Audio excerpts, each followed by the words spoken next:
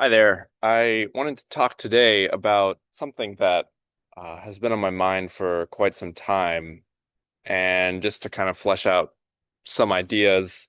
Um, and it surrounds the idea that our environments shape um, not just who we are, but the potentialities of what we can become. And I think that is pretty self-evident if we all think of times in our lives when we've been in an environment, whether it's a work environment, a school environment, a relationship, even just the town or the city that we live in, where we feel a sense of not just excitement, vitality, invigoration, but a sense of fittedness. Like there is a sense of belonging and a sense of rightness, like a cosmic rightness. And often when people find that in their city or in a relationship or in a job, um, they struggle to articulate what exactly it is about the nature of that system, um, that allows for this qualia of being to arise. And often people say like I experience a fullness that I kind of always knew what was latent within me, but you know, couldn't arise before I find myself um in this environment. And I kind of wanted to try and pinpoint, maybe um some qualities about those types of environments that allow for a richness, a fullness of being to take shape. And I think contrasting that with environments that kind of produce the opposite effect, that feel suffocating, that feel draining, that feel deadening, that that lead to, you know, emotional and physical turmoil and pain, what it is about those environments that can maybe help us glean what qualities we should look for when we look when we are discerning, whether to take that new job, whether to move to that new place, whether to take that vacation to this place or to that place, and how to really sense intuitively the signals within our body that arise, that carry with it a lot of wisdom. Um, so I'm kind of framing a lot of this with just what's been fresh in my mind. Um, Today I listened to a discussion between my friends Daniel Gardner and his wife Michelle Gardner, on their weekly philosophy talk series. And this week, the title of the episode was "Ought We Do Philosophy?" And kind of the one of the central ideas that they were exploring is that much of the world um, is constructed around a normativity of oughtness. So you ought to go to college so that you can get a good job, so that you ought to be able to be a responsible parent one day who can financially, and if you're a Christian, you ought to marry another Christian, or you ought to not have sex before marriage. And so there's these ideas of what we quote unquote ought to do. And I think oughtness is correlated with a um, a society based on goodness, um, and a society based on more morality codes. Um, and I think sometimes there's a perception amongst people who hold these kind of truth claims, these ought claims, that um, that it is oriented towards actually beauty as opposed to truth. You know, like if you are a Christian and you marry another Christian, you know, you will both go to heaven, the beautiful, the most beautiful place, the most desirable place, for example. Um, however, if you're on the receiving end of one of those ought claims, life feels constricting. All of a sudden, the potentials of what you can experience has shrunk way down. Um, and not in a way that's like that's actually affording of freedom. You know, the Gardners will also talk about freedom in as opposed to just freedom to and freedom from. Um, and so, you know, for example, if you choose a romantic partner, you've now severely constrained. You've gone from 3.5 billion potential options of the other sex to one. Um, but if your relationship is founded on a mutual exploration of the mystery of the other person and a deepening of love, that will actually feel way more affording, life affording than having a bunch of different options, but kind of dipping your toes in one pool, then dipping your toes in another, maybe feeling jealous that you're giving your attention to one person as opposed to another, feeling the kind of crippling confusion and maybe anxiety of not being tied down to a person, you know, and so there's this kind of belief that that lifestyle is creates more freedom, but actually it's many times an illusion. Um, but an ought claim is different from constraining one's options to find freedom in, because hmm, I think the main difference is there is a very clear consequence and punishment for not adhering to that. And so there is a fear and anxiety that um, drives one's actions. Um, as opposed to and a feeling of certainty of this is what I have to do, as opposed to a a courage, which courage is basically the triumph over anxiety in the way I see it. Um, where courage is like I saw a comment on a wonderful conversation that I was a part of with Aspasia, Kara George, Daniel Gardner, Nick Fernani, Luke, can't remember his last name now, um, where we were talking about eldership for a period of time, and someone commented that Jordan Peterson says that an elder, I'm paraphrasing, is something like someone who has like um, substantially experienced suffering and is able to rightly attune to reality or something like that. And so courage is not the absence of anxiety, it's the experience of anxiety, the understanding of the existential risk of pain and suffering, and yet stepping into reality because of, I think this is where like hope and beauty come in. Um, because that is what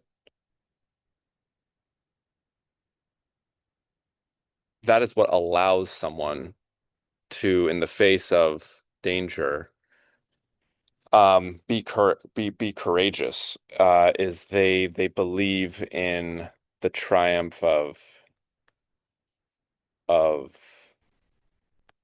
the beautiful, really. Um, and if your experience of the world and your environments is one of oughtness, there, one can say, now that I have this religious worldview and it's very cut and dry. This is what I have to do to go to heaven. This is what I have to avoid to make sure I don't go to hell. I know, I have the certainty that there is a God who loves me, who, you know, I, who I'm going to be saved by. That can feel like the triumph over anxiety because all of a sudden now there's a lot of clarity and certainty. But if that faith is actually taking you away from experiencing the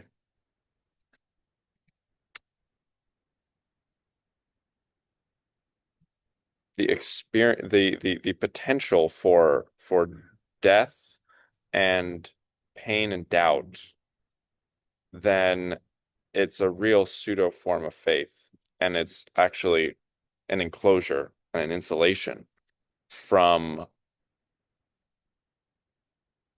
what true faith is, which is a trust in the redemptive energy and force of reality, um, and the creative potential. And in environments where it is about doing the right thing instead of exploring and continuously reaching towards something higher, if it's instead um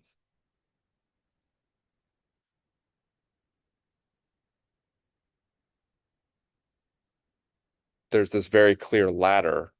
You think of like the spiral staircase to heaven, like, and you just have to take one step and one step and one step and one step, and then you'll get there. That's the religious framing of it. The like secular framing of it is the career ladder, right? Or the educational ladder to get to the start of the career ladder to get to the da da da da da. That is that's basically saying you're not there yet all of the time. And that is a conception of reality that is based on space primarily. It's a spatial metaphor for reality, and it it puts, lowly humans down here, lowly children down here, as opposed to adults who are a little bit further along. Um, and you got to make sure you do the things to get to the next step, or else it's kind of like a game of chutes and ladders, like, or else you're going to fall down the chute all the way back to the beginning. I think it's very telling that a lot of our board games are kind of this like start to finish thing, you know. Um, the game of life is like you start with nothing and then you try and get to somewhere, as opposed to environments that people forget about where they are on the status hierarchy, um, and experience the eternal nature of time and space, um, are brought into a fullness of being where no longer do they feel like they have to justify themselves and constantly present be jockeying for attention and feeling like, you know, someone's further along and they're here. There is this true sense of the the only thing that really matters and the only thing that is really valued and seen and recognized is the extent to which someone is able to bring the fullness of their being and able to continuously deepen into reality. Um, and I think that's why a lot of people find that nature, the the peace that nature provides, is being something like this because there's there's a real palpable sense of aliveness and timelessness. You go into, I was just backpacking in Yosemite, and these granite walls have been there for hundreds of millions of years and were created after, millions of years of erosion of volcanoes, and then this rock from underneath the earth rose up and glaciers shaved off different portions of it. And there's um there's a sense that you're stepping into something that has existed for far longer than you and will continue to exist far longer than you. And when humans can drop from their time-bound, Chronos time-bound realities and step into this embrasure of the kairotic um sense of reality, they they simultaneously, like, what I find is, like, I simultaneously forget,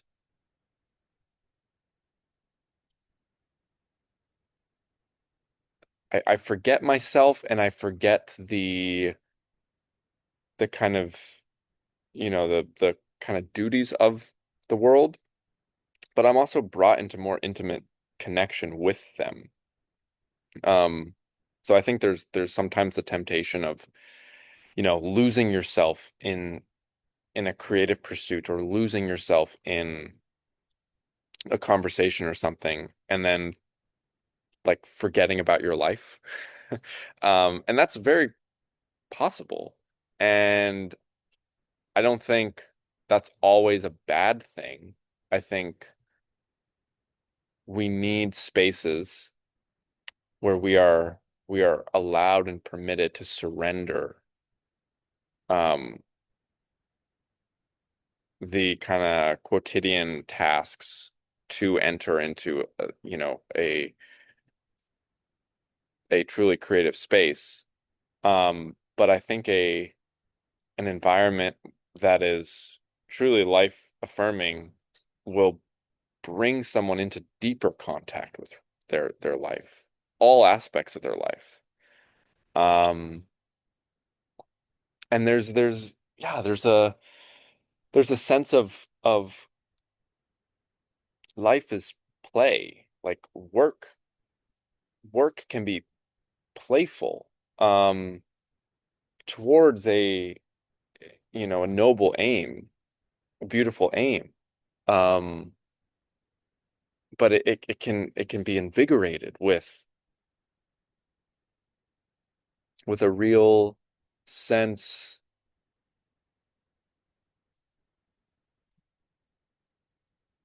of of open um adventure. Um and yeah, I think also it's why I've been thinking about this a lot, and I think why it's such an important thing for people to reflect on is it it helps. I think if you really have an understanding and appreciation of the influence that environments have on us, we will be less quick to judge people upon our first impression of them. Because if you encounter someone who, you know, is complaining about their job or complaining about their marriage or um feels stuck or depressed or miserable or irritable, I think it can be easy for all of us to kind of adopt this pull yourself up by your bootstraps idea that says, well, you know, either you did it to yourself that you're in that situation, or if you really knew what was best for you, you would just leave that thing, move on to something better. And I think we do that because if we put all the onus on the individual, or we just say, oh, well, that person is all of those things. They are just a miserable, irritable, lazy, you know, person. It takes the onus off of us to be curious and be open to the fact that maybe circumstances outside of this person's control are influencing the type of person they are. And if we actually just took the time to understand them and get to know them better, we would probably uncover the realness of who they are. The fact that for whatever reason, can't be fully experienced and brought out with whatever environment they're in. Um, and hopefully, if we know them well enough, or have some sort of agency in the relationship, can help shepherd them, help, move them towards environments that better suit them. Um, like you put a creative musician in as a programmer, they're going to be miserable. Um, they're also not going to be very good at it, so their sense of um belonging and value is going to be shot, right? Um, and so, I think so many people are sold on that ought track of reality. Um, and then they find themselves in environments that don't suit them, then all of this mental and physical pathology arises. And then people kind of just see that and be like, well, that person is just that way. Um, and completely miss an opportunity to really encounter that person and maybe help that person encounter themselves for the first time. Um, yeah, I think that's I'll leave it there because I notice my thoughts are kind of wandering. And I don't really know where to continue to go after that. But hopefully that was valuable to someone, and it's something that I've been thinking about and curious to have more conversations on. But I'll leave it there. All right. Blessings.